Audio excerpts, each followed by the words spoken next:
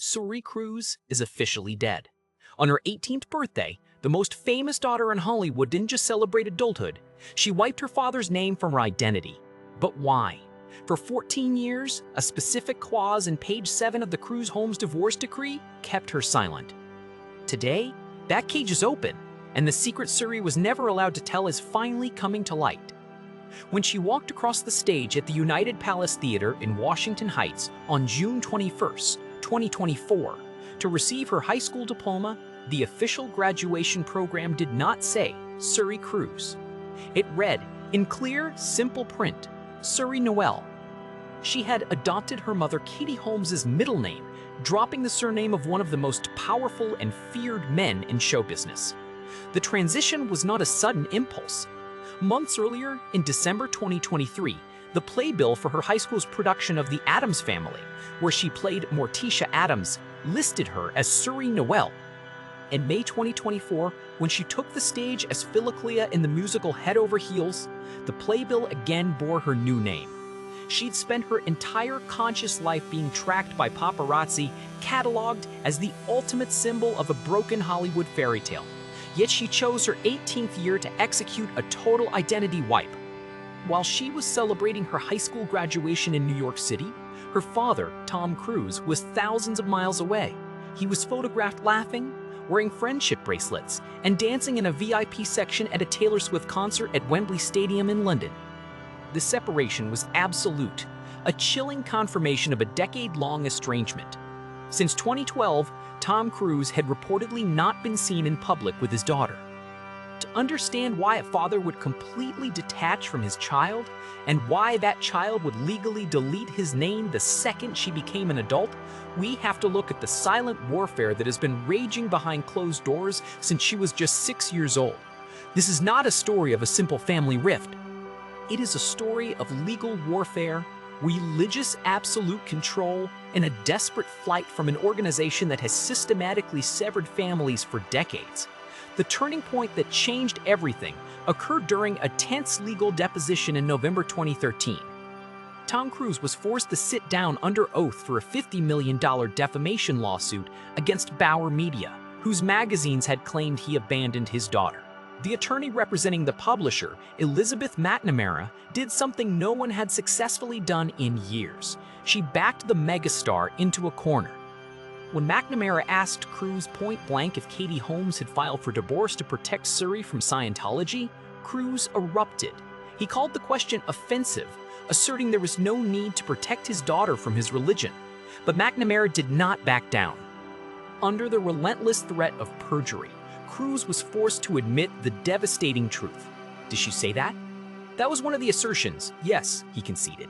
In that single, legal admission, the truth was laid bare. Katie Holmes did not just leave a marriage. Katie Holmes did not just leave a marriage, she orchestrated an escape from a religious empire, and she did it to save her daughter. To understand the sheer terror that drove this split, we have to look at how the escape was executed and the warnings that preceded it. Katie Holmes had a front row seat to what happens when children grow up inside the Church of Scientology. She watched the custody outcomes of Tom Cruise's previous marriage to Nicole Kidman. Their adopted children, Isabella and Connor, remain deeply embedded within the church. Under the church's policy of disconnection, they slowly but completely severed ties with their mother Nicole after she was classified as a suppressive person. Katie saw the future waiting for Suri. She realized that as Suri approached the age of 6, she would be subjected to auditing and potentially targeted for recruitment into the Sea Org, an elite, highly disciplined faction of the church where members sign a symbolic 1 billion-year contract of absolute devotion, often cutting off all contact with non-member family. Katie's father, Martin Holmes, was a highly experienced and calculated attorney from Ohio. He knew exactly what they were up against. He recognized that if they did not act with absolute precision, the church's private security and legal apparatus, directed by church leader David Miscavige, who had been Tom Cruise's best man at their 2006 wedding in Italy, would tie Katie up in endless litigation, potentially stripping her of custody. Working in absolute secrecy, Martin Holmes helped his daughter hire 3 separate legal teams across different states to ensure no information leaked. Katie used disposable burner phones, changing them daily to avoid wiretaps. She rented a secret apartment in Chelsea, Manhattan, under a fake name, slowly moving her belongings out of their shared home. When she finally filed for divorce in New York, she blindsided Tom Cruise while he was filming on a remote movie set in Iceland. He reportedly had no idea it was coming, but the physical escape was only the first step. The church's retaliation was immediate and terrifying. Mysteriously, unmarked black SUVs began parking outside Katie's new apartment in Chelsea. Men in sunglasses shadowed her every move, tracking her to grocery stores and parks. Katie, fully aware of the surveillance, deployed a brilliant counter-strategy. She used the paparazzi as a protective human shield. She purposely allowed photographers to document her daily outings with Suri. She knew that the church's operatives could not attempt to snatch the child or intimidate her mother while surrounded by dozens of flashing cameras. Every photograph of Suri eating ice cream or walking to school was not just media fodder. It was a public proof-of-life document ensuring their safety. The legal settlement that followed was hammered out in an astonishingly brief 11 days. It was a speed unheard of in high-profile celebrity divorces, and it was achieved because Katie's father held a powerful leverage. The details of what they possessed remain locked in vault-like confidentiality, but the results of the settlement speak volumes. Katie was granted sole custody of Suri, a rare outcome in cases involving such powerful figures. Tom was granted visitation rights, but they came with highly restrictive conditions. According to reports from those familiar with the negotiations, page 7 of the divorce decree contained the most critical provisions of the agreement. It wasn't just about visitation schedules. It was a comprehensive containment field. It strictly prohibited Suri from being exposed to any Scientology teachings, attending any church services, or being enrolled in any Scientology-affiliated schools. Furthermore, it ensured that she would never be placed in the custody of any church handler or Sea Org member. In exchange for these absolute protections, Katie signed an ironclad, multi-layered non-disclosure agreement. She was legally barred from speaking a single negative word about her ex-husband, his beliefs, or the Church of Scientology.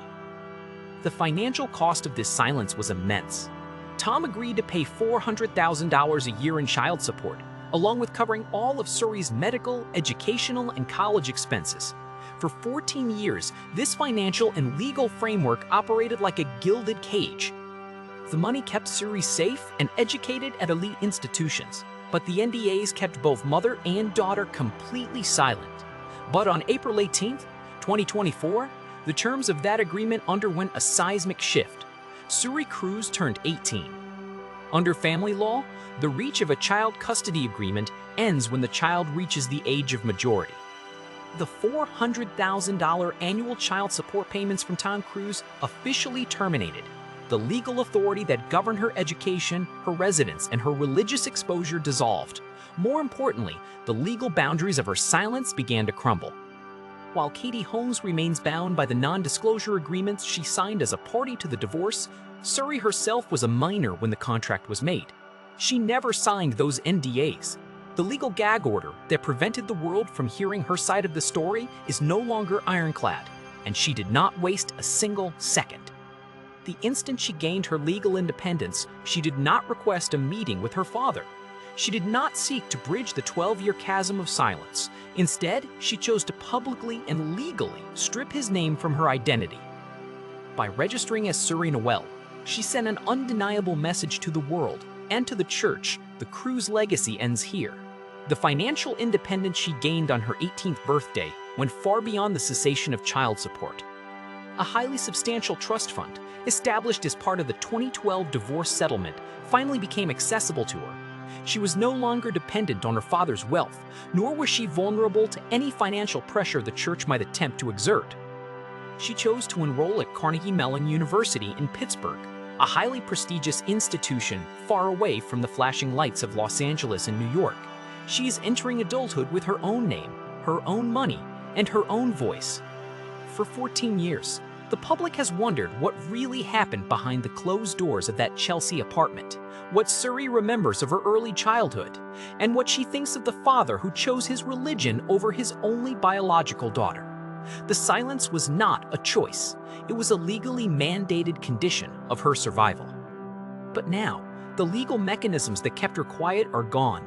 The world is watching to see if she will remain a silent survivor or if she will finally tell the story that an entire empire spent millions of dollars trying to bury. Suri Noelle has already taken the first step by reclaiming her name. The question is no longer if she will speak, but when she decides to break the final barrier of silence. Will the empire her father built survive the truth?